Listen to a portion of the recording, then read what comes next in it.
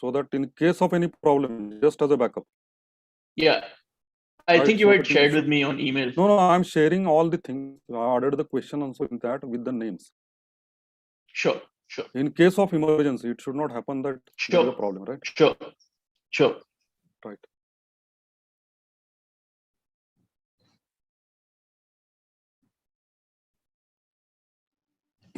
I'm sorry, Rohit, you would be controlling the whole session in terms No, of I will be. technology. No, I will be asking the questions. Okay. Right. Rohit will Yes. start and he will introduce. Yeah. So in terms of the back end, launching polls, making sure, like, let's say if somebody's talking, the focus is on them. So changing the camera angles and all of that. I will be managing the tech in the background, but I will be a quiet presence and I'll hide myself on video as well. Okay. But so you can. Yeah. No, because the reason I asked the question is in case of an issue, I need to get in touch with you. Yeah. So you can send me a direct chat. So like, for example,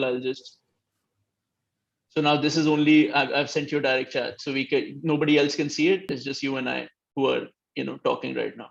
Okay, So, excellent. so I will leave it on. Yeah. So you can just, let me know if there are any issues. Thanks. So we're live on YouTube now, and next few minutes, I'm going to make this live for the audience to join. Very happy to share that, we have almost 400 people registering for this. So we should have a good turnout.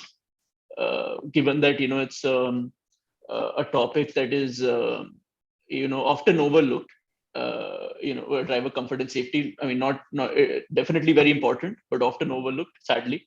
But we've got a very good turnout and a lot of interesting people have joined. It should be good. So are you guys excited? Are you? Absolutely. Sure. Very, very excited. Yeah, great. Dave, are you excited for 2 a.m. 2:30 a.m. start? Are you excited? Oh yeah, sure. Why not? Hey, I can get the program. Come on, driver comfort, driver safety is critical. The things I do every so often, I get dragged into court as an expert witness, so I know when things don't work right. So safety is also very high on my agenda. It goes back to the early 70s.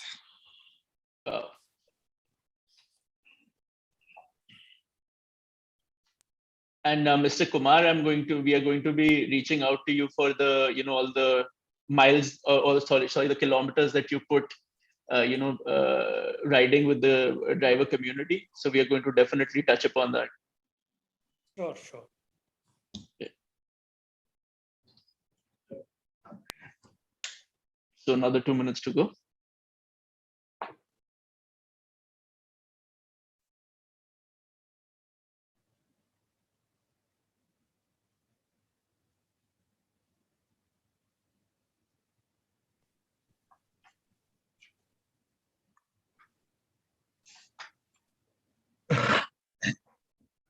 I'm just going to do a quick share screen for my introduction.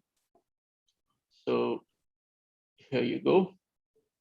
I hope it's clearly visible to everybody. My screen is clearly visible. Yes. Yes, it is. Yeah, it takes a bit to.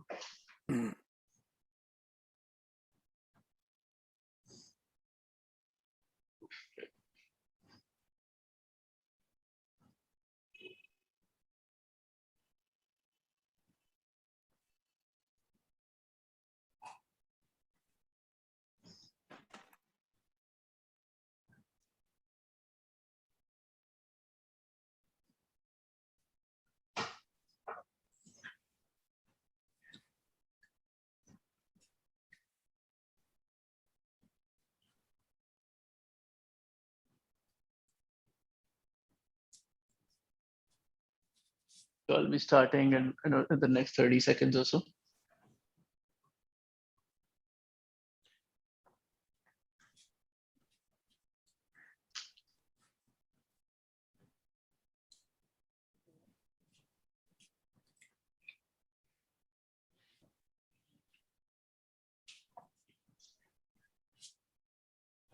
So I'm start making the webinar live.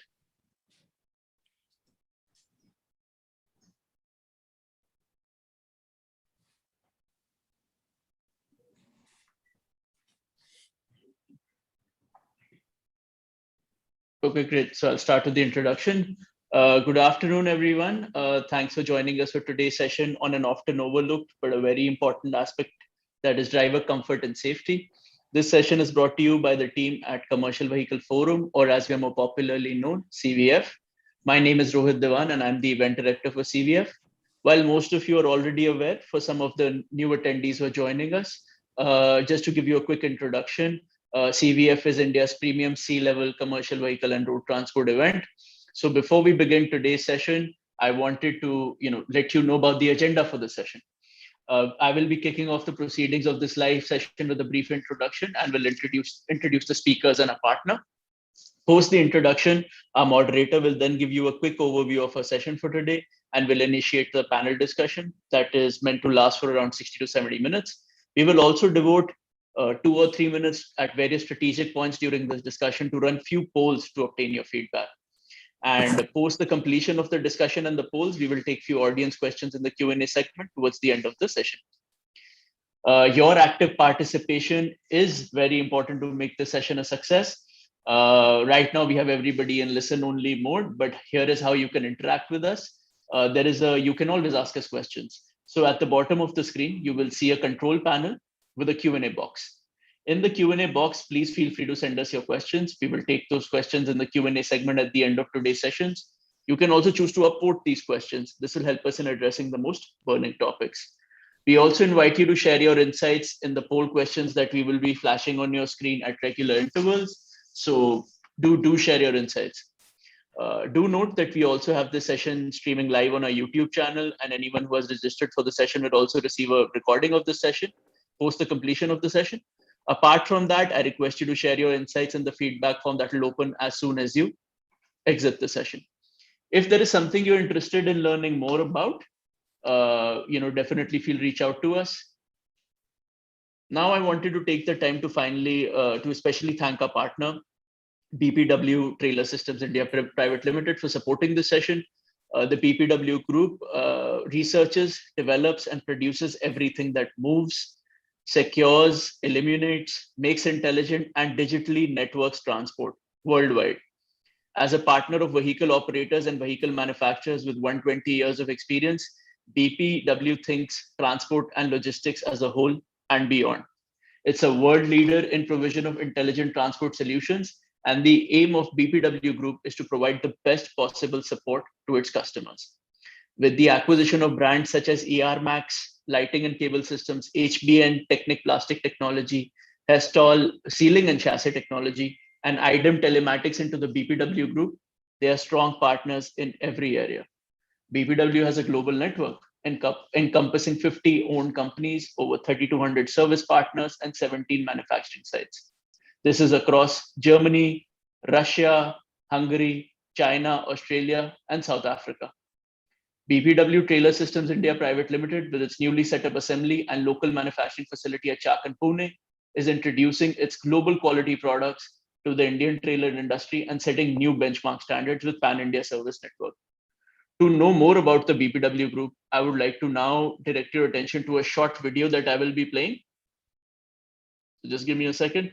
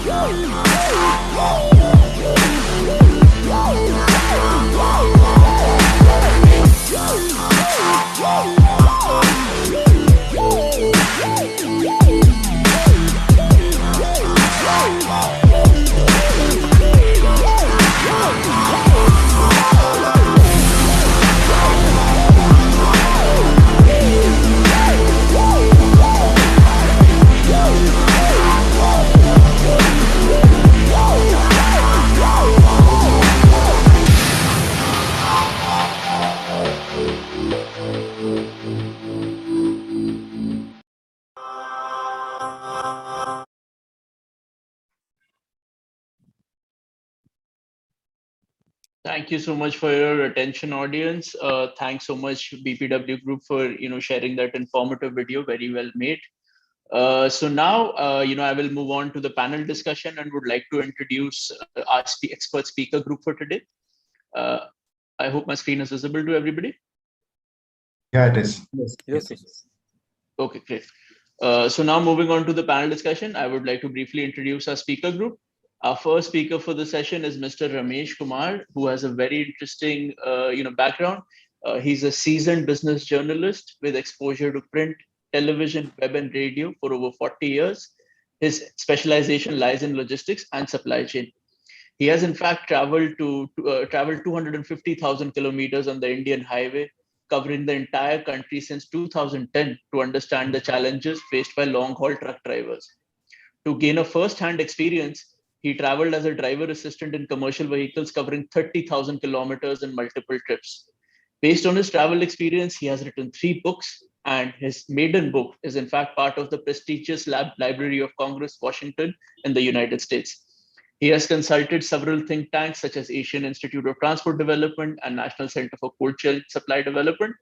He's also the co-promoter of Transport Mitra Services, a for-profit corporate entity to improve the working and living conditions of long-haul truck drivers in India. Next, I would like to welcome Mr. Chirag Rajesh Katira, who is the director of Sri Nasik Good Transport, which is a leading group engaged in the field of transportation, construction, warehousing, logistics, cargo, cabs, and courier service. It has been operating since 1991 in Maharashtra and Gujarat states of India. A visionary, Mr. Katira, along with his brothers, has been instrumental in restructuring SNGT and starting new ventures like 3X Cargo Cab, SNGT Next, Nasik King Courier, and SNGT Warehousing. He's actively involved in different business startups and consults young entrepreneurs in their ventures. Since 2012, Chirag has been involved in the strategic development of SNGT at the board level. He's also the public face of the company, representing SNGT on various forums, policy meetings, association, and social organizations. In a career spanning over 8 years, Mr. Chirag has been an active member of many trained bodies, including the All India Motor Transport Congress, and has been instrumental in shaping the direction of logistics industry in the country. Our next speaker for the session is Mr. Ranjit Radhakrishnan, who is VP On-Road Trucks and Strategic Business at Volvo Trucks India. He has got 25 years of experience in sales, marketing, product management, and business development in the CV industry, spanning various corporates across India, Oman, and Bahrain. He has been associated with Volvo Trucks for more than 12 years now and is a true believer of customer value proposition. In his journey, his journey has been to establish the same across all the functions that he has been associated with, more so when it has to do with premium trucking. In terms of his education, he's a mechanical engineer and a management graduate, an alumni of NIT Trichy. He's also training himself to be a professional coach. Our fourth speaker for this session is Mr. Nagaraj Ubale, who is Technical Director at BPW Trailer Systems India. He has more than 18 years of experience in the field of heavy commercial vehicle tractor trailer industry and has been leading BPW technical team since last 4 years. Previously, he has also worked with CV manufacturer Mahindra Truck and Buses as well. He also actively participates in Trailer Regulatory Committee, proposing new technologies and global standards for the unorganized trailer sector. Next, we have Mr. V. Ramanathan, who is Vice President OE Marketing and Sales at WAPCO India Limited. He has over 31 years of experience across multiple domains, including manufacturing, engineering, project management, marketing, and sales. He started his career with Maruti Suzuki as a member of the manufacturing team. Post his 12-year stint with them, he joined WAPCO India as a part of the manufacturing team, followed by a stint in project management before joining his current role in marketing and sales. Joining us all the way from the US is Mr. David Peck at 2:30 a.m. in the morning nonetheless. Thank you so much, Dave. He's the subject matter expert chassis department at Mahindra North American Technical Center and is currently leading the advanced brake and drive axle areas. David is a Bachelor of Science in Mechanical Engineering with over 5 decades of engineering experience, of which 11 years has been with vehicle OEMs, 41 years has come with tier 1 suppliers. His engineering experience includes 5.5 years of manufacturing, 10 years of new product design, and 36 years of R&D. His product design experience includes hydraulic and air foundation brakes, ABS, ESC, and ADAS. He's a holder of 22 US patents with 6 US patents pending. He's additionally a 41-year member of the SAE and is currently on the SAE Functional Safety Committee since 2010. Also, on occasions, he's retained as an expert witness for plaintiff and defense legal cases, primarily related to air brake system related legal issues. Our final panelist for the session is Mr. Ramesh Vankat, who is Head Industry Partnerships and CSR at Logistics Sector Council. He's a logistics professional with over 30 years of domain knowledge across diverse industries like retail, auto, industrial, and consumer logistics sector. He has held leadership positions in multimodal logistics and supply chain management for domestic and international organizations such as Future Group, APL Logistic, YCH Logistics, Murugappa Group, Henkel, and Britannia Industries. He has diverse competence in executing and developing solutions within the dynamically changing logistics system, be it in India, parts of Asia, Middle East, Europe, and the US. He's also passionate to institutionalize academia with industry as a pathway to future-proofing job readiness through various new initiatives, CSR, and synergies in 12 logistics subsectors in his current role. Finally, I would like to welcome your moderator for the session, Mr. Nitin Sharotri, who's currently working as CEO of Quantum Leap Consultants, which is into consulting and training in the areas of market research, new product development, and project management. He works across the automotive domain, which includes passenger, commercial, and electric vehicle projects. He has been a part of the automotive industry for the last 26 years, working with organizations such as Tata Motors, CVBU, Mahindra and Mahindra auto and farm sectors and truck and bus divisions.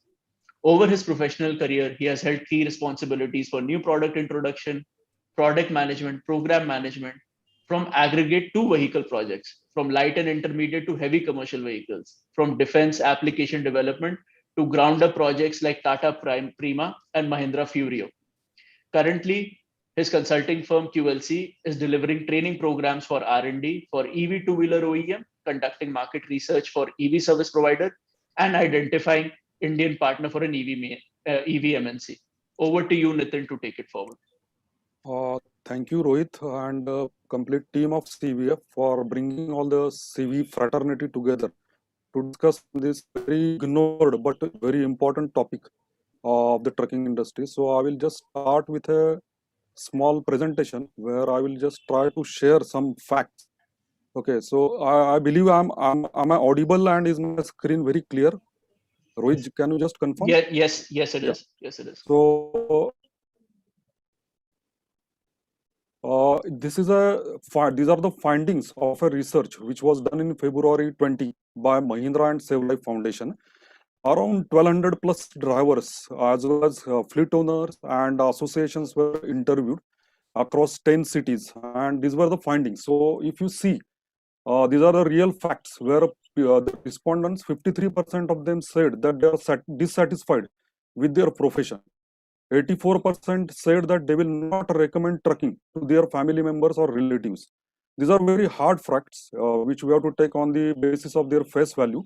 53% said that they earn anything between 10,000 to 20,000 rupees per month, which is half or even 1/3 of a car driver's salary.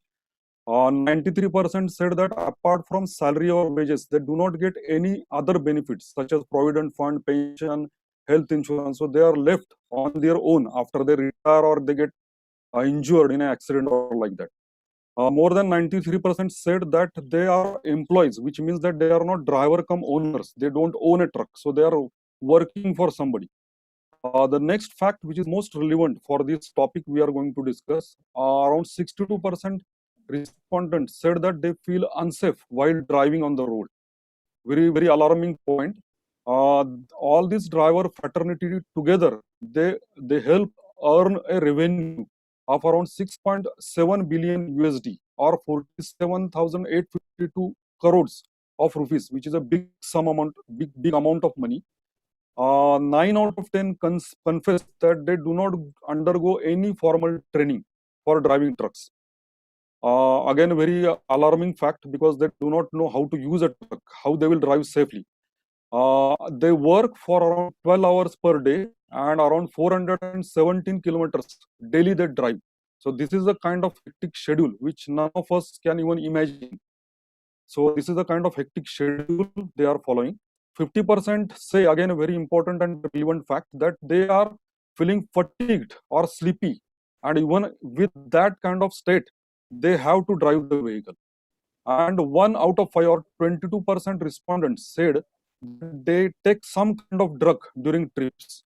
So these are all very alarming facts which are reality. And this is one side of the coin, which is very harsh.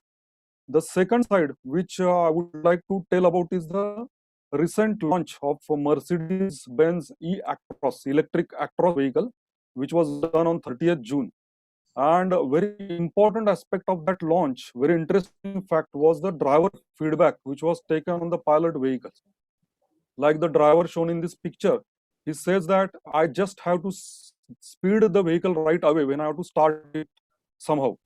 It gets speed off immediately. Then other truck and car drivers are amazed that this truck can keep up with traffic so quickly. Okay, so these were some of the feedbacks given by this truck driver. Now, Karin Radstrom, who is a member of board management of Daimler Truck and head of business at Mercedes-Benz, she says that this feedback has helped them tremendously to tailor this truck perfectly to the needs of the customers. And she took special, she said that I want to take this opportunity to thank both drivers and customers.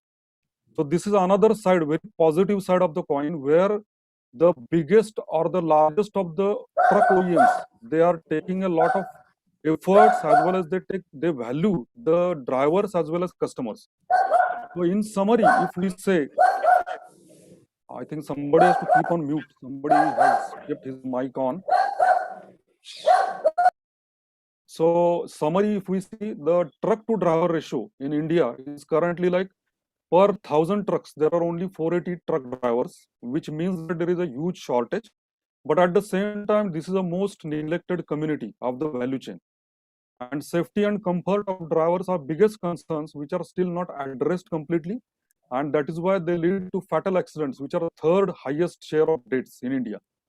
While this all is true, OEMs keep customers, especially the drivers, at the center of this new product development and overall business. This I also seen, and many of the panelists, they are also doing actually. While developing Furio, we had actually made drivers as a part of our journey. So this is a kind of value customers are given by the OEMs. Now let us see how these concerns are being addressed by the Indian OEMs. So let us talk to the various eminent panelists, which Rohit has already introduced. So this is brief about our company, is Quantum Leap Consultants. We are into consulting and coaching into engineering and automotive in commercial passenger and electric vehicles as well as auto components. We are into market research, NPD, project and product management, electric mobility, engineering, design and development, benchmarking, value engineering, and competency assessment. And these are our coordinates. So if we see, OEMs have leveraged the latest opportunity of change in emission norms to BS6 by introducing various other parameters like connectivity, functionality, and comfort in CVs to make the vehicle specs truly global. Now let us understand in detail how the current CVs are equipped for driver comfort and safety. So we have divided this session in three parts. The first part will be customer unmet needs and expectations. So Indian market is very cost sensitive, as we know. And intelligent solutions shall further increase the cost of the vehicle because they are very costlier elements or the features. Thinking from the fleet operator's point of view, can these solutions be retrofitted for a relatively cheaper price? And if yes, shall those solutions perform at the same level as the OEM fitted solutions? So I would request Mr. Ramesh Kumar and Mr. Ramesh Venkat, who represent the customer fraternity in some or the other way, to give their views or opinion on this aspect. Mr. Ramesh Kumar.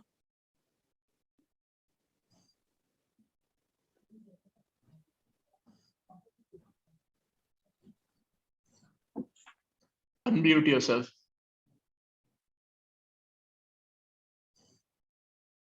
Hello. Hi, yes, sir. Speak, Am I please. audible? Please go ahead. Hello. Hello. Are Am I you? audible? Yes, yes, sir. Please go ahead. Yeah, thank you, Nitin. Thank you for this great opportunity. Well, I'm basically studying the lifestyle, working and living conditions of truck drivers for the last, since 2010. Okay, so to understand, basically, I was trying to understand what are the challenges a truck driver faces while moving in a country like India. Even though we say it's one country, actually it is like United States of India. It's not one single state. Okay, it's not one single country, but multiple. There are 29, 30 states and all those kind of a thing. So like every single state is a different thing. Okay, so pausing, what are the challenges?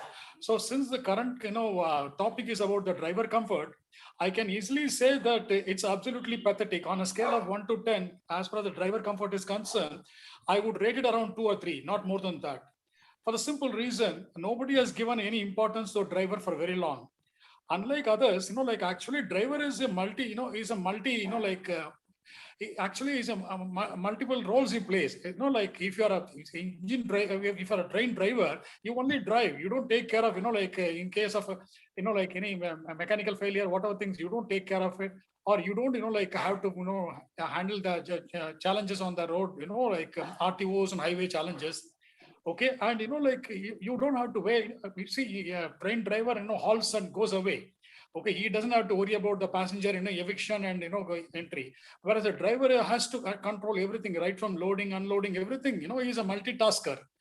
Okay, and ultimately, like I look at the driver comfort, the cabin comfort, from the fatigue point of view, because like you have rightly pointed about the Save Life India Foundation, Mahindra survey.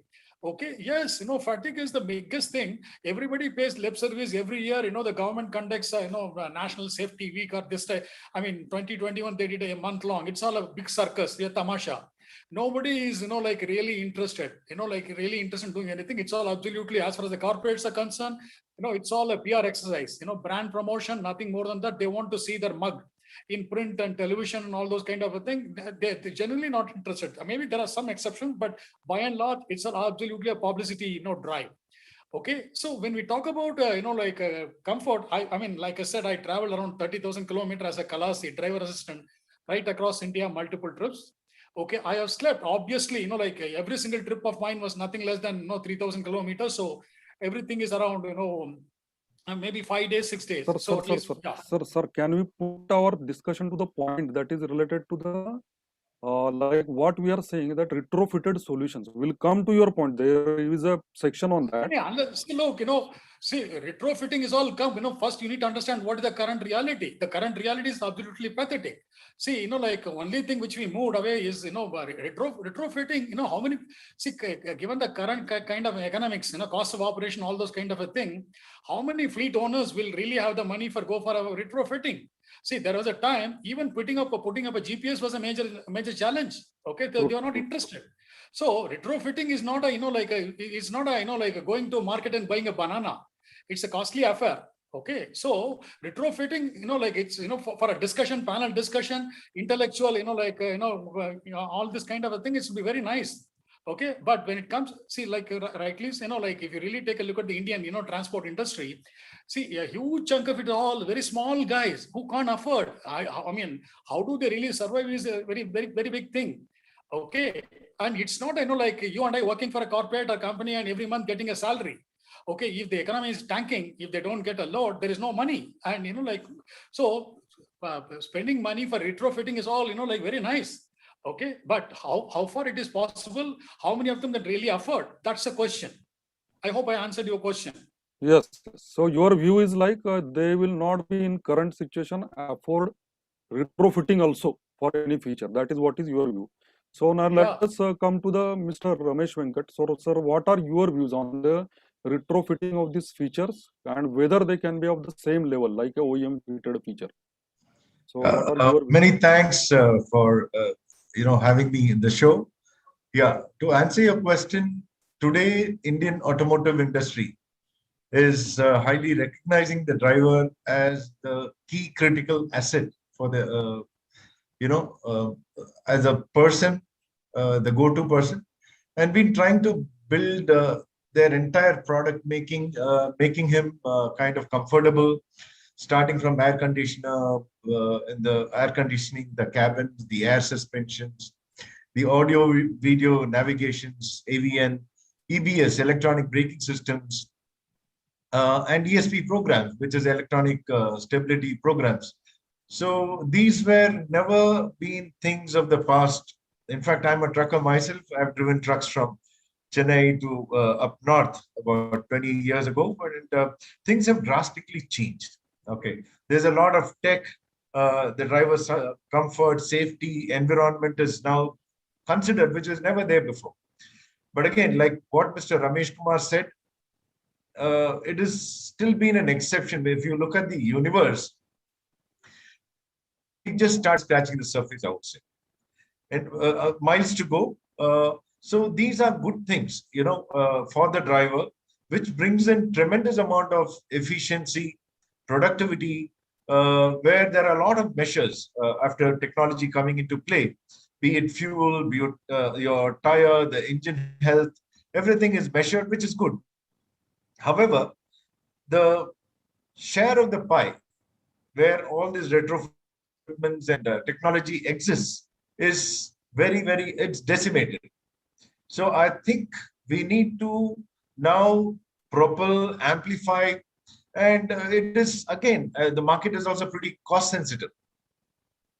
And if you take the recent past of the pandemic, it has been a great dampener. People have taken the finances, the truck has not been flying, their costs have escalated.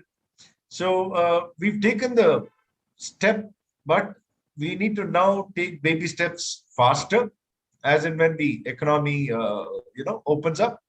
And it is good for the industry. It's a good start. And I've personally seen this at Amazon Seattle. And it's again, miles again. They have huge, humongous tech-driven vehicles, which are 53-footer with a pantry, a bedroom, a Netflix, with high safety. And these things have just started hitting our shows, which is good. But miles to go, it is, we've taken a step in the right direction. Thank you. Okay. So next question is around features, like what kind of features drivers and fleet owners are expecting in a truck to make it more, means as a vehicle as well as a overall driving experience, more safe as well as comfortable. Again, the question is to Mr. Ramesh Kumar and Mr. Ramesh Venkat. Means what kind of features from your experience? It can be small features or any modifications, or whatever it is. What kind of things that you feel that still they are lagging in our vehicles? Ramesh sir?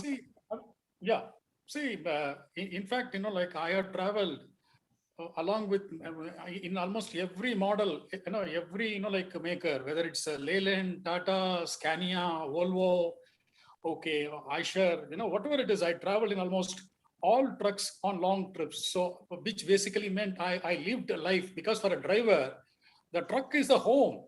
I mean, even when he halts, even for the night halt, between midnight and early next morning, he doesn't, leave the vehicle in the parking yard and go sleep elsewhere. He sleeps inside the cabin.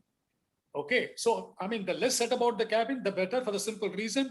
See, in India, only recently, all the OEMs, including Tata, Leyland, Mahindra, everybody started giving the, like a cabin built, chassis. Okay, otherwise it was just the chassis was given, like you must have seen the many chassis being driven on the road, there never used to be a canopy over the head of a driver when they drive the chassis. And moreover, see, the comfort, I mean, there used to be the comfort of a driver cabin depends upon the fleet owner's interest. Okay, how much money he want to invest, and what kind of a consideration he gives for safety. Okay, I mean, there is a model called Jalandhar body type. I don't know whether you've seen this. See, the cabin used to be purely wooden. Okay, I have seen a lot of trucks which will have for the seat, when for the one of the legs of the driver's seat breaks down, they put bricks to give support. That's the kind of a thing. From that we moved. Only in the recent past, many OEMs have started giving the cabin built kind of a thing. I mean, still the chassis is built, elsewhere. The drivers, still are very not, I mean, all said and done, again, coming from the safety point of view and the fatigue point of view, drivers are not very happy about that safety belt part of it. That something needs to be done. Because, from the safety point of view, we have actually, wearing a safety belt really helps. But many drivers say the positioning is not, they're not very comfortable with the position. See, they say that, if I mean, look, they only wear the safety belt when they are inside a city or when they know that there is going to be checking. Otherwise, they'll be challaned. Okay, they will be penalized. Once they, get out of that area, they remove the thing. I asked them why. I mean, don't you feel that, wearing a safety belt will really help you to save your life? They say, see, the positioning is wrong. Other thing, if I'm not wearing a safety belt, when I see the danger coming, I'll just open the door and jump out. If I'm having a safety belt, well, I mean, it will take time for me to really, unbuckle. So, I mean, that's one critical area. The second area is, see, in fact, many trucks today have, there is a sleeping, berth just behind the driver and the conductor seat. Okay, but it's all Rexin. See, you have to understand, we are talking about Indian condition. It's, summer. Okay, it's very hot. One is outside heat, the other one is engine heat. So it is physically, I mean, it's very unbearable to really, drive long stretches. Okay, so something needs to be done, which is not Rexin, which really absorb the body heat. Okay, that really need to be, taken into account. These are the two issues which I would like to touch upon now. Okay. Okay. So, Venkat sir, what are your Yeah, views on this? in line with what Mr. Ramesh Kumar said, one is we need to take care of the fatigue of the driver. Like I earlier said, things are being focused and driver has been made centric to all the developments. Another thing is, if you look at the industry, to answer your question on features, people are predominantly considering cost optimization these days. And it is a single driver who's in the cabin, and there is hardly any support system. Now, he is being bombarded with information technology, incorporating one-line telematics, remote diagnostics, one to phone, one Android and one normal phone. So he's constantly, watched. And sometimes the drivers, they feel there's a dog's leash on their neck. While driving, he gets a lot of calls. Why have you not reached? So one is, if you look at the features, they should have it. Today, anybody who holds a Android or a mobile is a tech-enabled guy. So I think like what has happened in the car segment of Bluetooth-enabled hands-free driving, which does not hinder. These are the kind of features which is again safe. He doesn't have to lift his mobile and speak. And telematics with one-line messaging and all is highly dangerous. So these remote diagnostics and all is good, but it should be made with regards to safety and should improve the driver connect when he's on the move. And there are a lot of other technology to drive on the, which is route enabled, quick response to support the drivers, etc. And I think these are the kind of features that they should bring. And what Mr. Ramesh Kumar said is, he spends predominant amount of time in the cabin. So like the car segment, I think we should move to fabric because they work for about 18, 20, 22 hours. We've been skill training a lot of drivers for liquid medical cryogenic oxygen. And these guys, in the current scenario, there are no dabas. They drive for 16 to 18 hours. And when you meet these guys, they are not vaccinated. And some people have blisters at the back because of this Rexine and heat. One coming in from the engine and other one is external.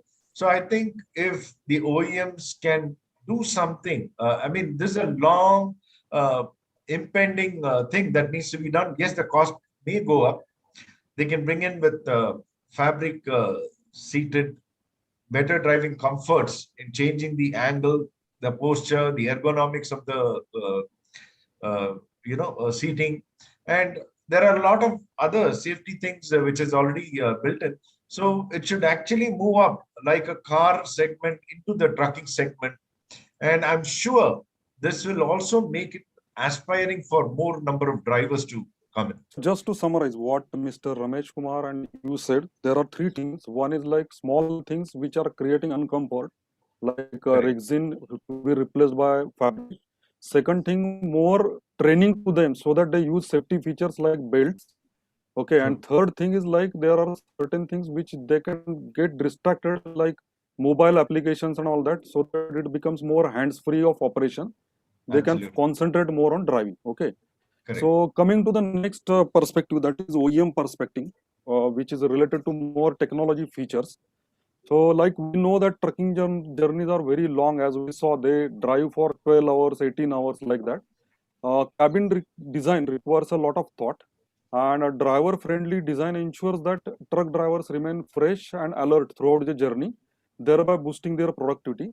Now let us understand from the OEM experts like how ergonomically designed cabins got evolved or are evolving to reduce driver fatigue, and whether it will help the vanishing driving community to truck driving again. So I would request first Mr. Ranjit Radhakrishnan from Volvo to give his thoughts on this. Good afternoon, everybody, and good morning, Mr. David. It's a pleasure to be talking on a subject which is very close to Volvo. I represent Volvo Trucks, and just to give a feel about the 20-year existence of Volvo in India, I think the first thing that we did was to build a driver training center before we even put up the plant. Two things that we did: first, a driver training center, and second is a support center, which is an aftermarket center. These are two things that we built before even setting up the plant. So to us, it means a lot. And why is it so important to us? Volvo is built around the driver because we feel driver is the person who decides whether the business is going to be successful or not. So to us, it is extremely important. And coming back to your question, Nitin, I think you talked about two things. You wanted a reflection on driver fatigue and the impact of design. And the second is the vanishing driving community. I think basically cabin design, how it is getting evolved so as to make it more comfortable.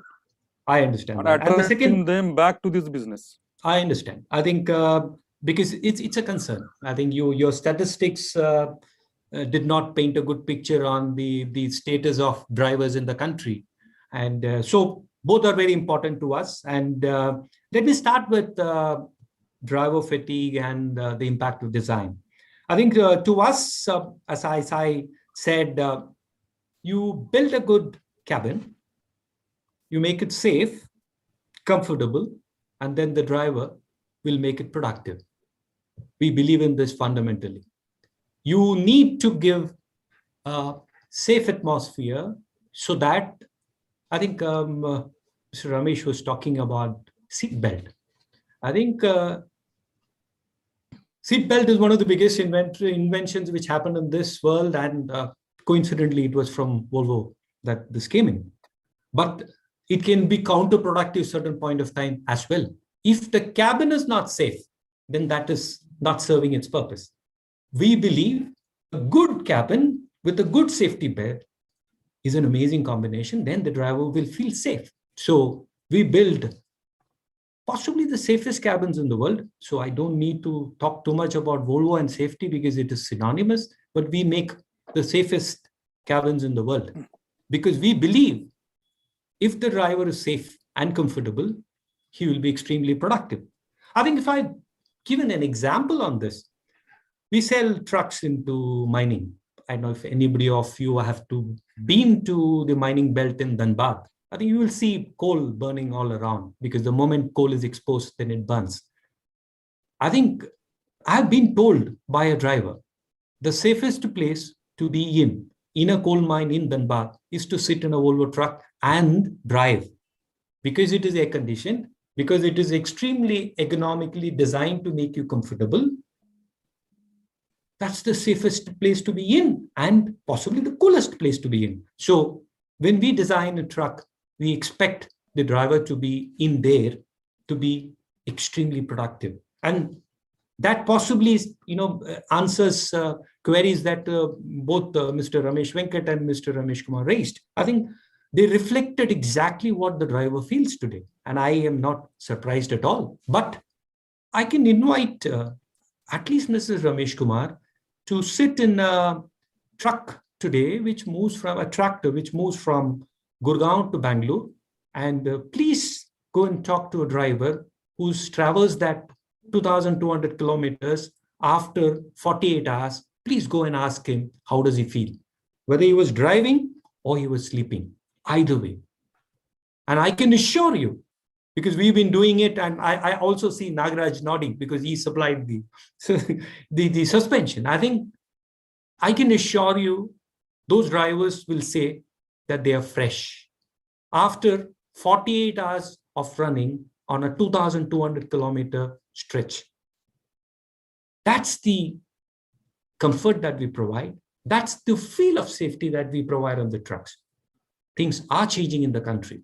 Whatever you said is a representation of the past, but the future is not going to be like that.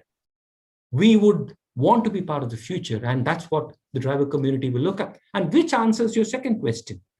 Vanishing driver community is a reality. No driver would recommend his child to become another driver. That's a reality. And you talked about 84%. I would even feel it is more than that even. But I look at it very differently. Let's look at the cost, the logistics cost of this country. I think it's, unfortunately, it is one of the highest in the world. Sir. Can we remain to the point, because we are going to come to the cost part. So no. Let me just. I will stay on the. Because the point is around the cabin, how the cabin has evolved. That is the point. So I agree. We will go to the cost anyway, because there is a third part on the cost particularly. So I would request you to tell that how, like, for example, Mahindra had, or maybe Eicher has done a cabin with single cabin with that sleeper, which was kind of a new thing, which was comfortable for a driver. While he was on a tour, he can sleep there very comfortably within that compact kind of cabin. So maybe you can tell about like what Volvo has done about the cabin design to make it more comfortable. Like you said, belt was the first invention by Volvo. So maybe you can throw some light on those kind of features or technologies, or which are coming up or likely as a trend in future. Absolutely. I think I will stay to the point. Today, average Volvo trucks does about 22 hours in a day. Okay, and averaging about 1,000 to 1,100 kilometers of running in a day. And if I have to expect that kind of a productivity from a driver, you will expect him to feel extremely tired and say, I'm quitting the next day.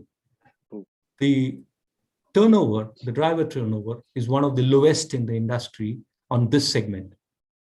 It comes because we give a cabin which is safe and comfortable, both for driving and for sleeping. I think you talked about Rexing, very, very relevant. You cannot sleep in a cabin, especially on a tractor trailer in the country. You cannot. But I want you to go and try it on a Volvo truck today.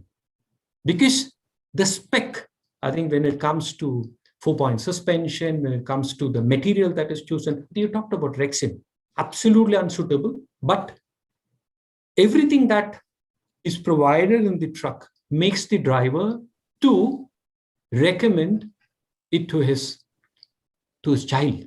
And that's what we're looking at. And we feel, I think, if I have to give a slight different example, a car carrier today, if I have to talk to a customer, he takes about 7 days. But on a Volvo truck, it does it in 2 days.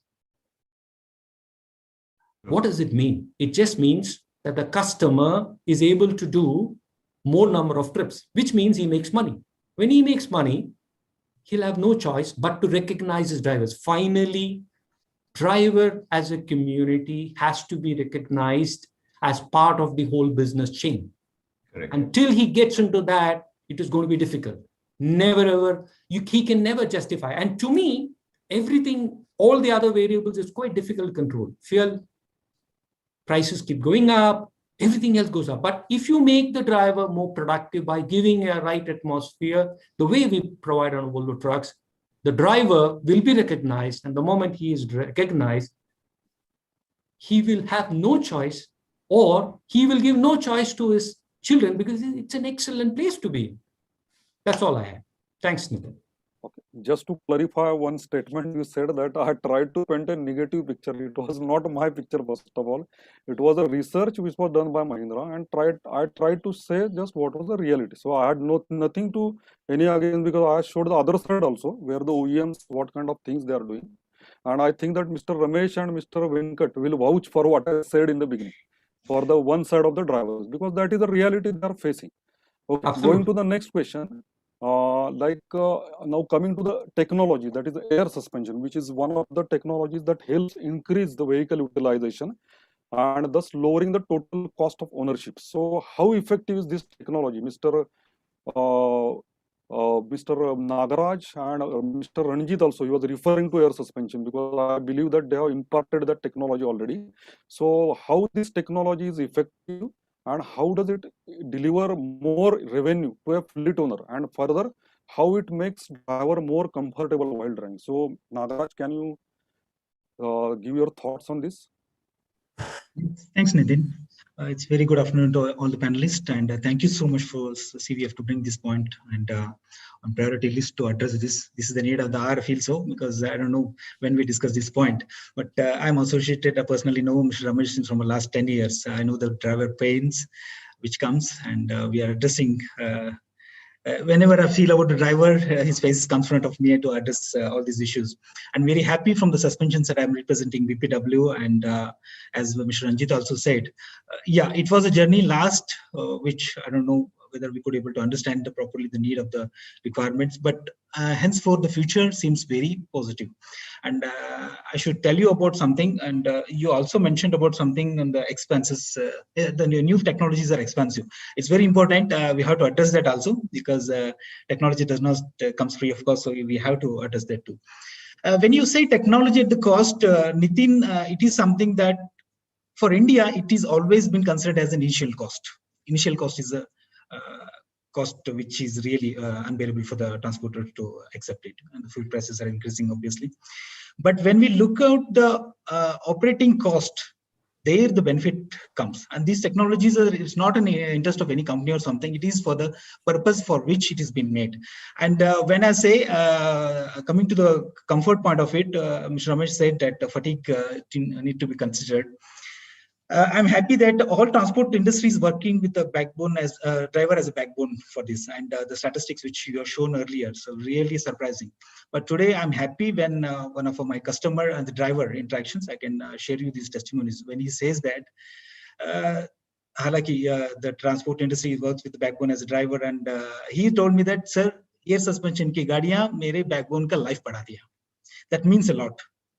Now, coming to the statistics, I'll give you that Mr. David can come up with a very good statistics as an expert.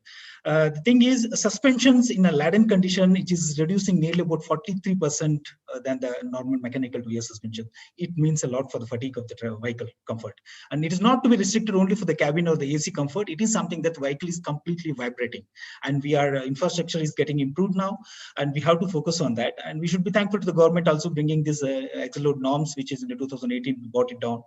And we are happy that there was one statement which is written that on each axle which is fitted with the air suspension, 1 ton extra will be given. So it means a 3 ton. There is a benefit for the transporter who is really investing money on his vehicles. So as far as the comfort is concerned, 43% what we saw, but I think Ramesh can tell you that because he drove. He was a part of the driver journey. When the vehicle is empty, it rattles some more. Again, discomfort comes a lot.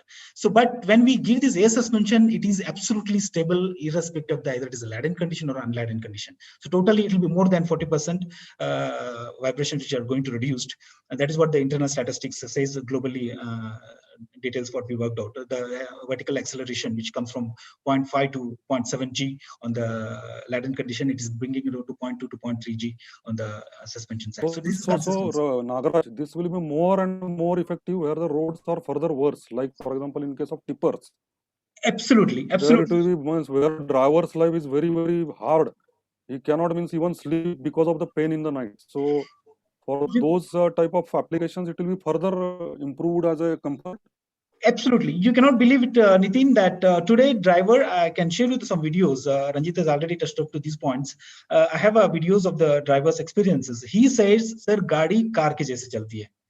It means I was waiting for this statement to come from the driver who is suffering a lot, and his next generation don't want to be in this business. And we have world-class trucks today, but we are really, there is a question mark, who will drive this?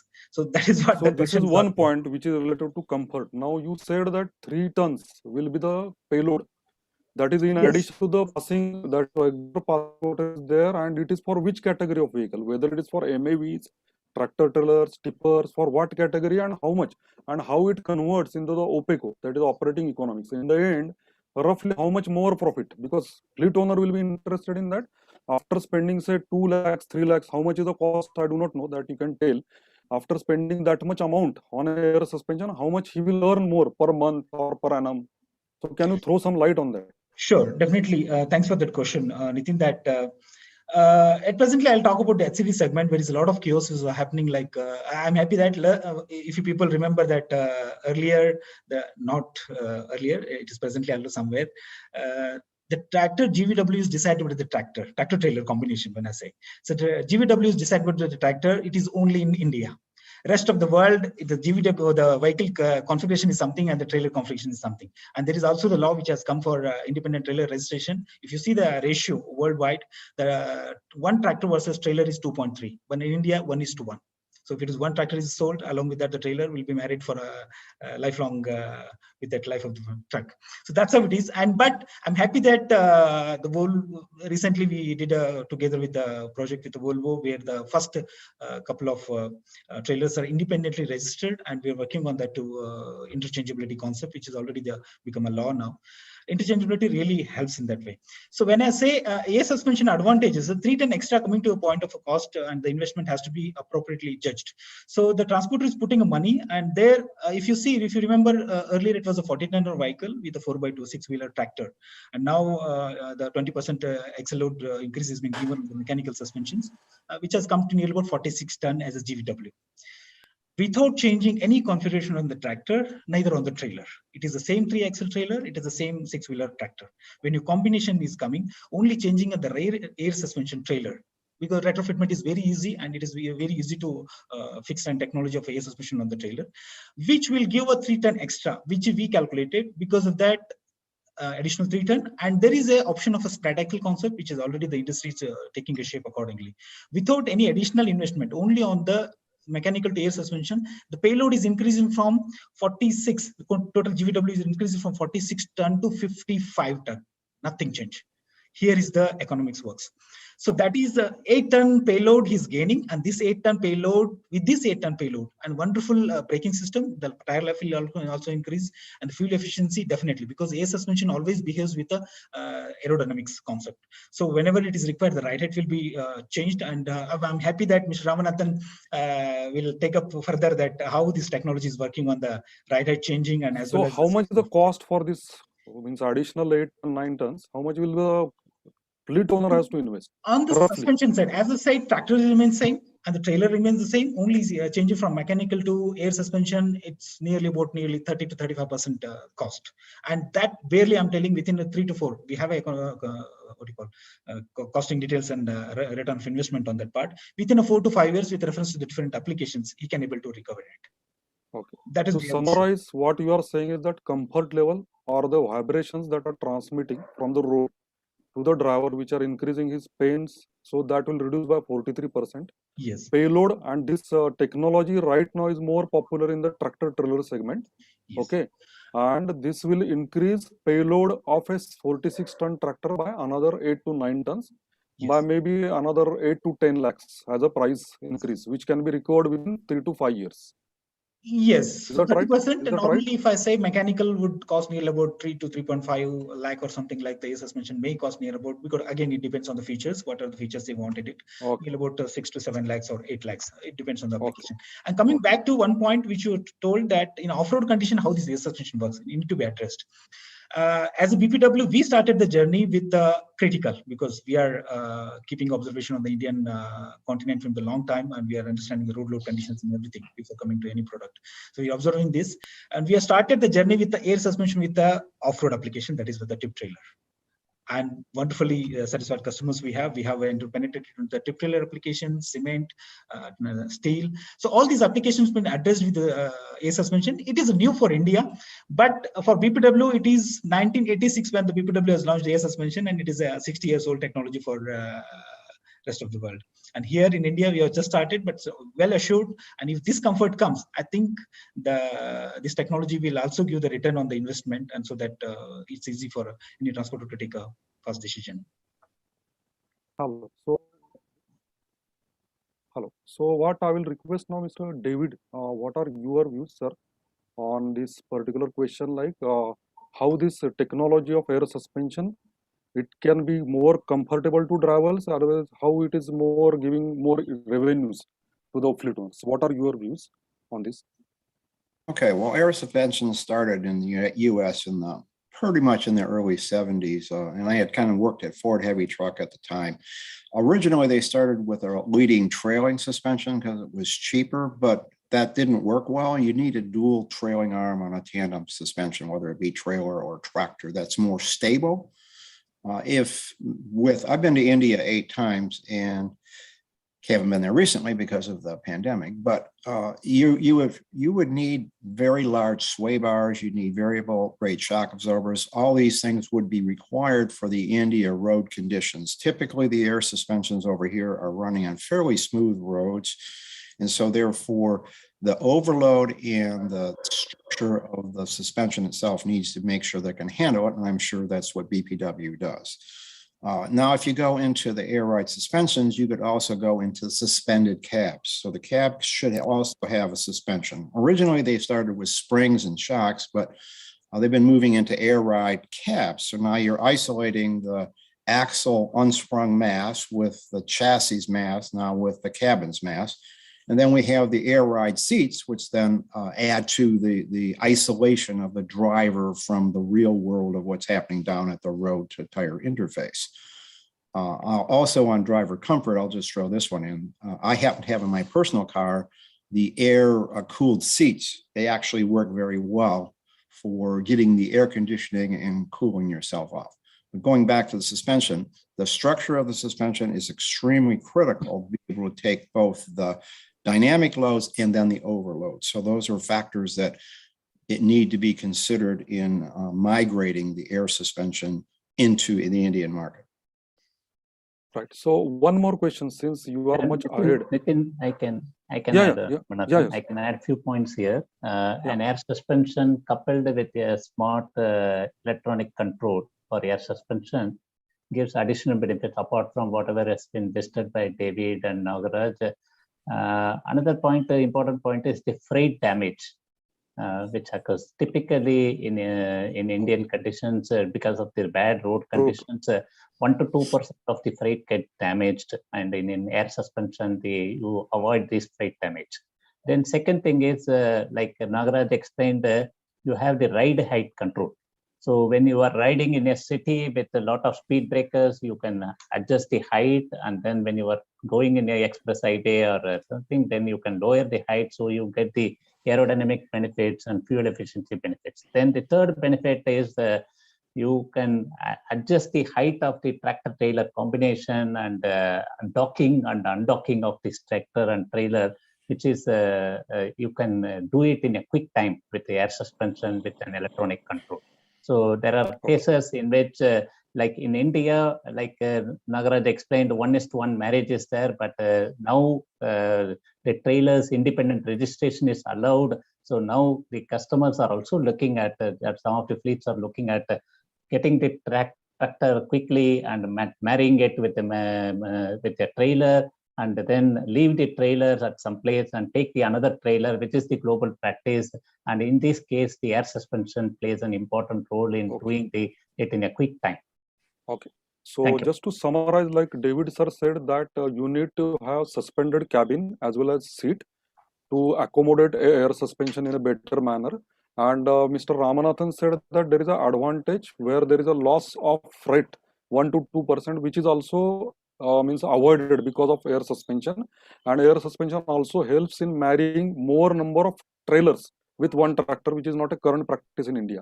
I have one more question to Mr. David, because they are saying that they are ahead of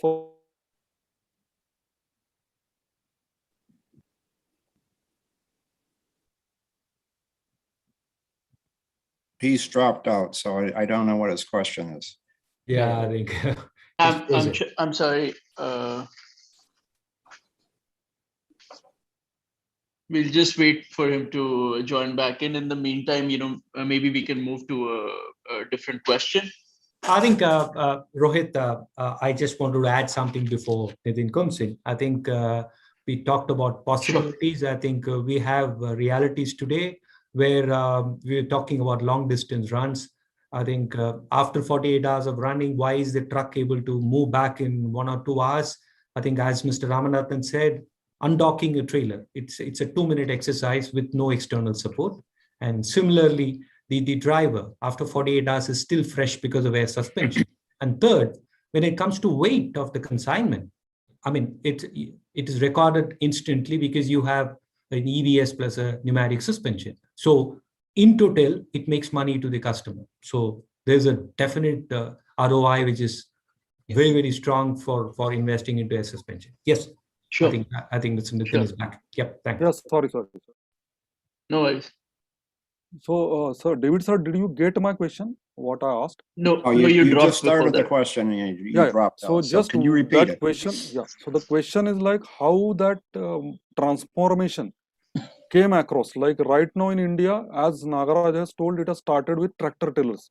That technology of air suspension, it has started with tractor tillers. So it is yet to be get accommodated on the MAVs or multi-axle vehicles, maybe tippers. So in US, how it was transformed, whether it was started with tractor tillers, moved to other vehicles, now it is for all vehicles, or still there are some categories where it is not there.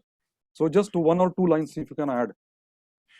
Okay, in the United States, it did start with the tractor trailers. Normally, it was originally with your Hendrickson dual walking beam with leaf springs. So that was a very harsh suspension, both for cabins and for the actual vehicle. So it's found out that as you go to air ride suspensions, if done correctly, you can reduce the transmissibility of loads into the actual chassis. So that gives you a structural advantage where you can improve it. As they went to the dual trailing arm and increasing the variable rate shock absorbers, that allowed also further adjustment for going for the on-road / mild off-road conditions. So typically it's moved us into a lot of areas where you're going on off-road. It typically isn't into some of the cement mixers and things like that, where they go into very harsh off-road conditions. So a lot of it is once they found out the advantages of the air ride suspension, the transmissibility into both the frame and into the cab, you were able to actually reduce some of the costs of implementing the air suspension by going into the rest of the structure, which would either result in either a cost reduction in the chassis or more payload, as was talked about before. So the migration was fairly slow. It took about maybe 25 to 30 years, but it's been steadily gaining ground. Okay. And it is a standard feature now across almost? Correct. Yes, it's pretty well standard across the board, both in the US and Europe. And it is not just for driver's comfort, but it also is for reliability of the unit. Okay. Thank you. So coming to the next question, that is considering the cost optimization these days, as I think Mr. Venkat was referring, it is only the driver. There is no co-driver, there is no helper, because the owner cannot afford, or even if it is a driver come owner, he doesn't want to spend on that. So there is no support system actually for the driver. So how OEMs are catering to this driver's needs in case he is alone, of different needs like entertainment, safety, through differentiated features Will he be provided with tools to quickly repair his vehicle, get a mechanic quickly in case he needs by quick communication, and self-help tools like I had seen in Dubai or somewhere that they use the same spare wheel tire air for removing the another tire using that compressed air. So whether there are any self-help tools to change the tires. So can I request Mr. Ranjit to throw some light on this? Like what kind of things that can come up or already you are thinking or trends are there coming up? I think though the government norms does not specify a partner in the cabin, I think from a long haul perspective, I think we do not advocate that because it is one, it's not safe and the productivity drops down. So we're not, when it comes to long haul, we do not subscribe and all our customers take 2 drivers. But when it comes to other applications, like when it comes to mining, it's a very relevant one because it's only a single driver at a point of time. So there are 2 or 3 things that we do in terms of how do we make them comfortable. One, if you go, let's look at transmission. Okay, none of our trucks come with a manual transmission. It comes with an I-shift, which is an automated manual transmission, which means clutch and elimination and the overall fatigue drops down. Second is the entertainment system is provided and as Mr. Ramesh was earlier requesting is integrated. Okay, so we do not have the mobile, handled separately. It can be integrated into the basic system. So which means it is hands-free from a availability perspective, though we do not strongly recommend from a mining perspective, but it is available from an entertainment perspective. It is available. But the bigger thing is about breakdown. So what happens in case of a breakdown? It's a very valid question if you're handling alone. So with respect to a support system, telematics plays a big role. I think every truck is integrated into our main grid and even the customer is exactly aware what is happening on the truck. Every component of the truck is monitored on an instant basis. So it helps in 2 factors. One, a predictive maintenance, and you also can prepare for coming to support the truck by coming with the right tools, right parts, so that the breakdown is at the minimum. Okay, so because the truck is intelligent, he doesn't need to give a call to his driver and to his owner and say, "Tood gaya, sir. Axle tood gaya, kya karna hai?" He doesn't need to do that. One, the support center exactly knows what has happened to the truck the moment, if at all it breaks down. It shouldn't, but if at all. And similarly, the owner also gets to know what has happened because he also has an access to the telematic system. So from that perspective, the driver is fully supported from a support system. He doesn't need to run around for support. And typically in mining situations, we have the support system in the mine. So he doesn't need to wait for anybody to come. It's available. So it is instantaneously made available from that perspective. So the technology aids the driver and gives a feeling your job is only to drive safely. When it comes to support, it comes from somebody else, which is either the manufacturer or the customer having his own support system. So that's how we work. Thank you. So you said 3 things, Mr. Ranjit. One is like things like predictive maintenance, which help him beforehand advance in advance knowing the problem. Features like automatic transmission, which reduce parts, make life comfortable also. Okay. And third thing, your support, which is available on the spot. Right. So these are the 3 things. Now I would request Mr. Ramanathan to add his points on this topic. Like what are the differentiated features or tools for self-help or for entertainment? What can be the things that manufacturers of aggregates can supply or think of? As Mr. Ranjit told clearly, connectivity plays a very important role in helping the driver. So we are partnering with companies like Volvo and to offer the uptime services to the driver so that the predictive maintenance is one. The other one is we also give them alerts about the abuse of the vehicle aggregates. Then the third is we also run a lot of analytics and prognostics to say the clutch wear or brake wear or where, so when it will be, we give them alerts on that. And then on the breakdown also, once the breakdown occurs, so you automatically send the message to the nearby dealer on the exact nature of the, and give him all the coordinates and the exact nature of the breakdown, so that he comes with the relevant tools and spare parts so that your downturn is minimized. So this is on the connectivity. On the inbuilt technologies inside the vehicle, also there are many technologies, like a very simple technology like a hill start aid or hill hold assisting. Yeah, many of the places the vehicle is going on a slope. The drivers are not trained, so the vehicle rolls back and gets into accident. So there are technologies available. Then the stability control, it actively brakes before the driver intervenes. So many of the accident statistics in India, the driver, typically the accident occurs in early morning when the driver is not so much alert, or fatigue plays a very important role. There are many driver assistance technologies like the autonomous emergency braking, forward collision warning, all this. Like in India, the emission standards have largely caught up pace with the European or the global standards. But in the area of safety and driver comfort, it has to, like for example, the ABS came in 1980, so in India it came in 2015.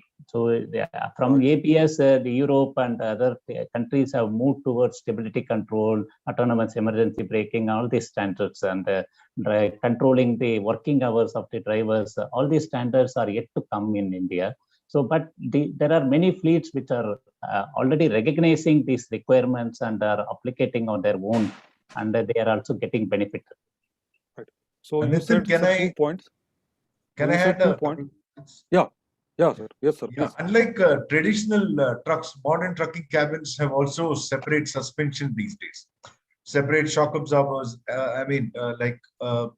My colleague panelist said, air suspensions, air conditioning, sleeping bunk beds, power steering, power outlets for charging, touch screen, and a lot of improvements have definitely come in, but needs to be ramped up. All these are aided to ensure the driver's ride comfort, minimize fatigue.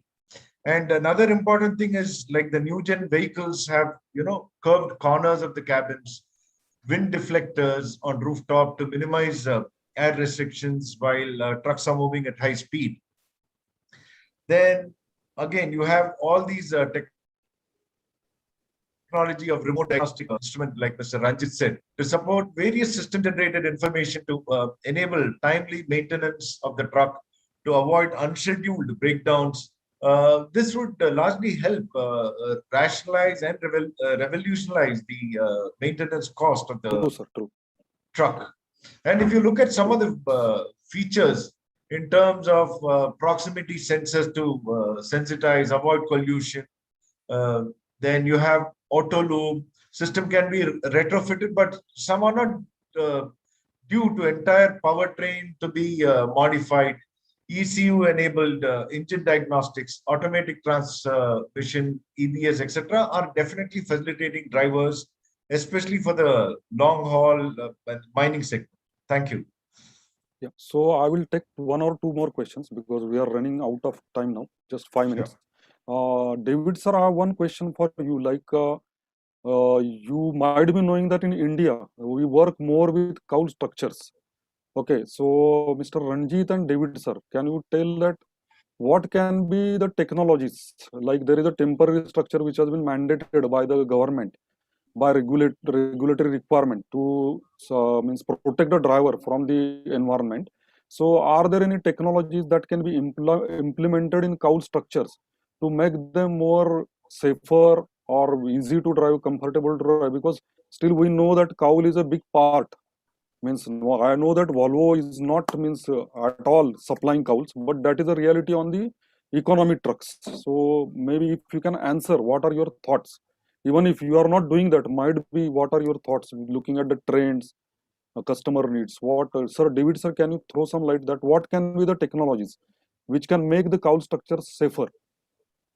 Okay, if we go into the safety aspect of it, if you go into the automotive world that we're working in, the crash where you're designing the vehicle for your offset crashes and all that, typically that needs to be migrated more into the heavy truck world. So you want to design the crush area of the cab, or as you call it, or the cowl, I should say, so that it can absorb the energy. So as you can absorb the energy, the amount of transmissibility into the actual cab area where the driver is reduced tremendously. You also want to protect the driver and have the crash go around the cabin area so that the cowl needs to have crushed areas designed into it, yet it cannot compromise the ability to hold the loads.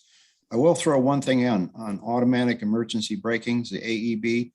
Actually, some of my legal cases are on systems that didn't work. And when they should have worked and they weren't in adverse weather conditions. So therefore, we have to be careful that when you're designing these systems that they function correctly. But getting back to your point, yes, you can design for safety, but you really have to get into the actual energy absorption during the crash. Most people will ignore the truck because many times they will actually crash into a car. So they have the higher mass. So therefore they don't see the energy transfer. But once they run into either a barrier or another truck, that's not true. So energy absorbing and how it's absorbed by the chassis itself should be more at the forefront of design. Okay, thank you. So last question is on the TCO, that is total cost of ownership.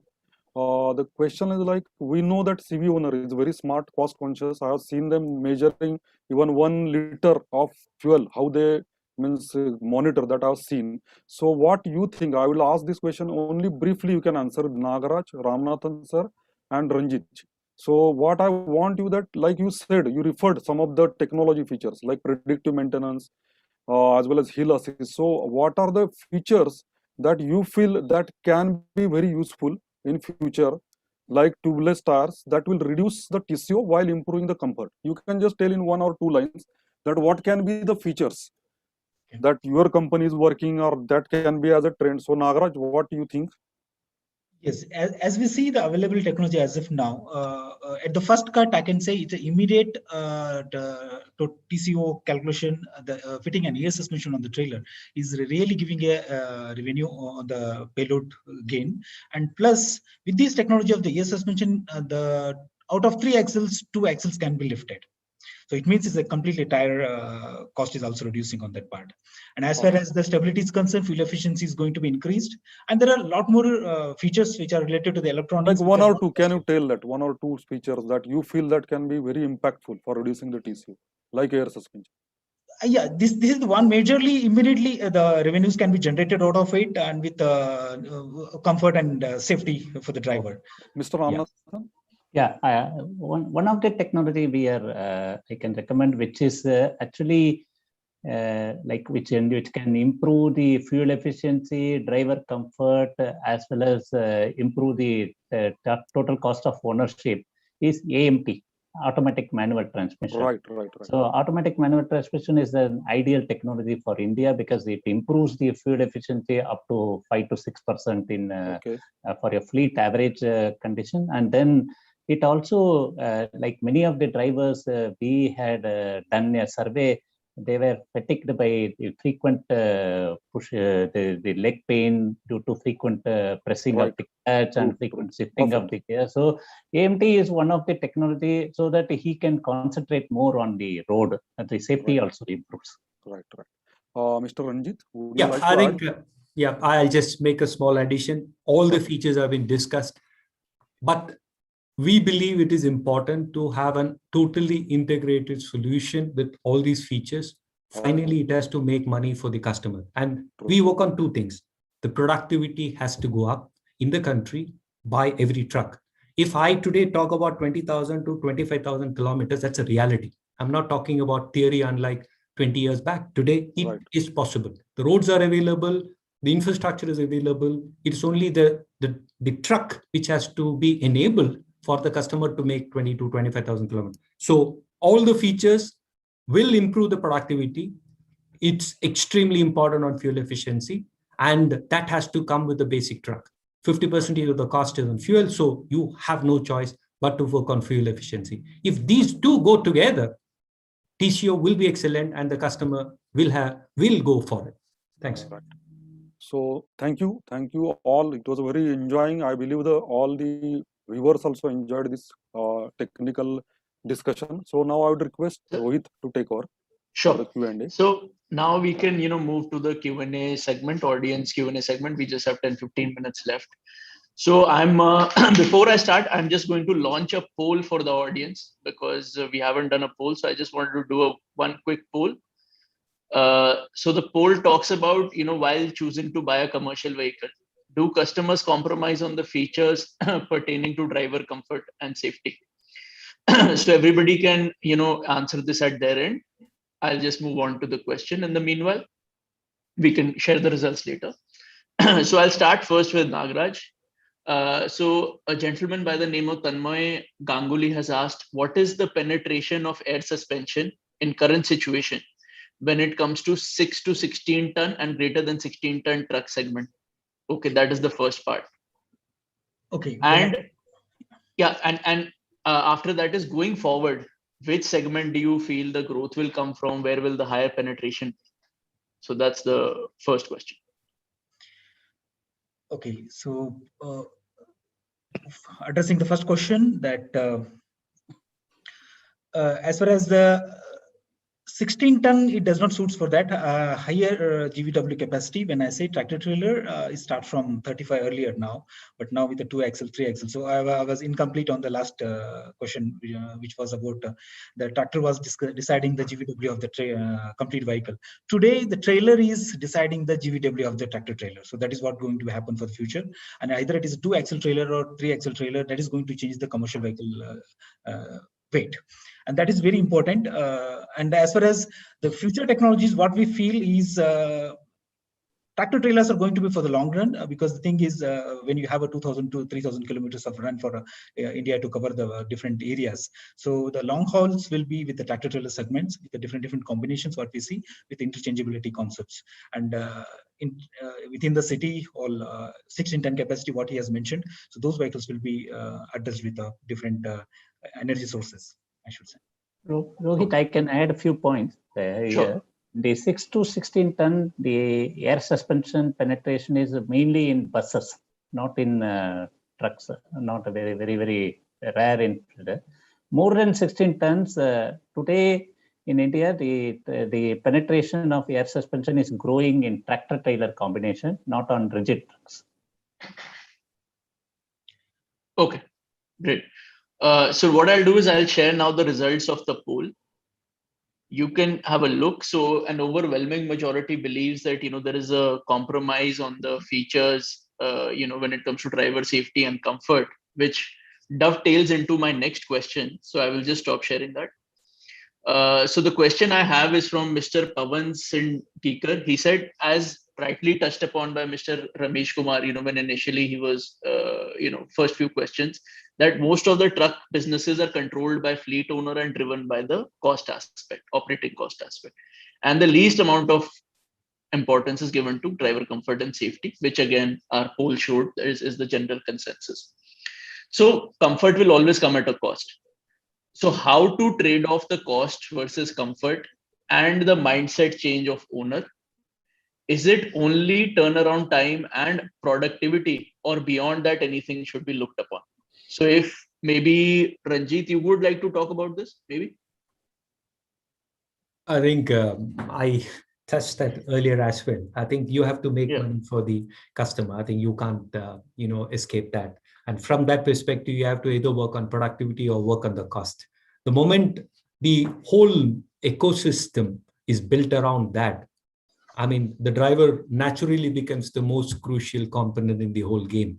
I think either it is productivity or fuel efficiency. So to us, we strongly believe if the case is strong enough, the driver becomes the most important person in that chain, and he will build productivity, because we have built it, whether it comes to mining model or in case of long haul. In case of mining today, every truck has all the best features in the world today, because that's become the base standard. And there, every driver who drives it possibly is driving one of the best suspensions, one of the best cabins, one of the best trucks in the world. So if the business case turns out to be positive and primarily driven by productivity, and productivity here, I'm not talking about stretching the driver to achieve productivity. That's not my point at all. If the truck is running 22,000 kilometers in a month, it is because there are 3 drivers associated with it. It's not two drivers even. So all the rest that is required is passed on, and still you can make the truck as productive as possible. That's all. Thanks. Okay, great. And so one more question. I think again, Ranjit, you touched upon this in when you spoke about how when a driver needs to rest. When the driver wants to sleep, the AC will not work. So Pushpendra Pandey has asked that, in Indian conditions where the temperature can go beyond 45 degrees, is any OEM has a plan to do something for cooling in cabin to make, they can have a proper sleep when they're resting. Some other people have also touched upon it, in terms of cabin fans, a lot of them being sold separately. So these are sort of related. So maybe you can touch upon that. Yeah, I may not be the best to talk on this subject because I do not sell a non-AC cabin at all. I think we look at it differently. I think a driver switching on the AC when the truck is stationary is cost. But if it is part of the running, okay, then it is not cost. Hardly it makes a difference to the total economics. Okay, we would expect the truck to run and the driver to sleep, so it doesn't disturb anybody. So making the truck as productive, and if you can make a cabin where the driver can actually sleep while the truck is running with the air conditioning on, it doesn't hurt anybody. That should be the way you should be looking at. Making a truck on the side is extremely expensive. So that's all was my comment. Thanks. Yeah, Mr. Ramesh Kumar, you can touch upon this. Yeah, see, look, with due respect to the Volvo gentleman, well, you should have definitely had, Tata, like Leyland. Volvo is a very small player and it's a very costly, it's absolutely the costliest truck. Okay, coming back to the efficient point, I have traveled in, a couple of Volvo trucks. Okay, so while, Volvo claims that it is, of course it's true, when they sell the truck, it's, fully air conditioned.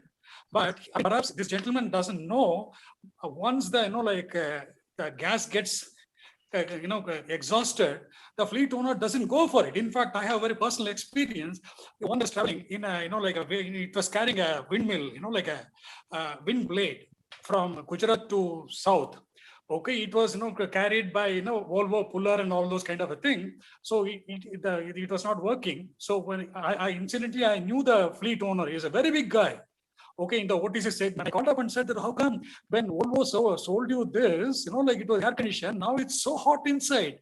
He said, Rameshji, next time when you come to Delhi, you come to my office. So when he went to office, he said, look, I am the owner. My net worth is this much. Okay, I am sitting with sitting with the fan and all those kind of things. You expect me to give a fully air conditioned all the time to drivers? No, it doesn't work. So that's why I repeat the point. You should definitely have on this panel somebody from Tata or like Leyland. So I have 2 points. 2 points. One, blower is already there, sir.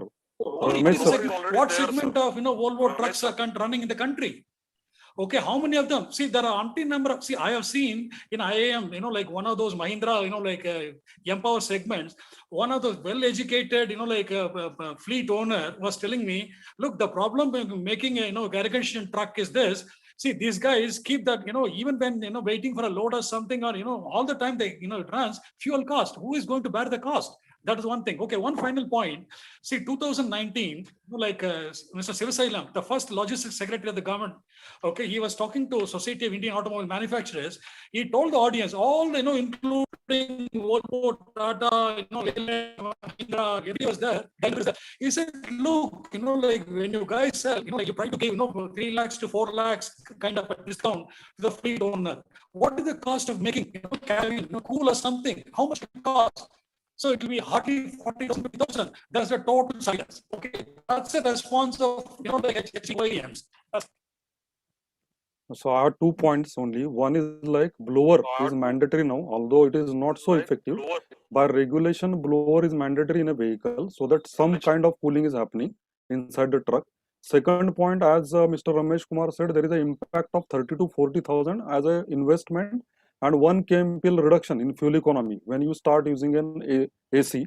And I have given, when I was in Mahindra, to one of the customers in Delhi, a AC fitted on a trailer which would stop when the RPM of the engine would go down beyond a certain limit, so that when driver is sleeping at night, it will not work. So these are the things on ground. So Nitin, we are out of time. So Yeah. if you want, you can do a quick sum up of the session, like a minute or two, and then I can move to the exit speech and we can say bye.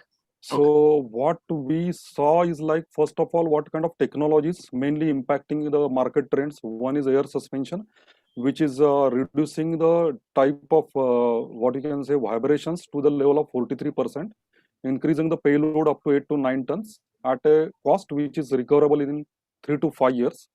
Then there are other technologies like hill assist, then prognostics or predictive maintenance, which can help identifying the problems in advance and while reducing the safety problems of the drivers. Okay, so these are the things. Then on the cowl, making it more safer, Mr. David said that we can make more means chassis as well as the front of the cabin more stronger by proper designing of it. So these are the various aspects which we discussed on the technology which can lead to the comfort and safety of the drivers. So I think it was very meaningful discussions, and I would look forward to now Rohit to conclude. Sure. I'll just quickly conclude the session. Thank you. Okay, great. Yeah.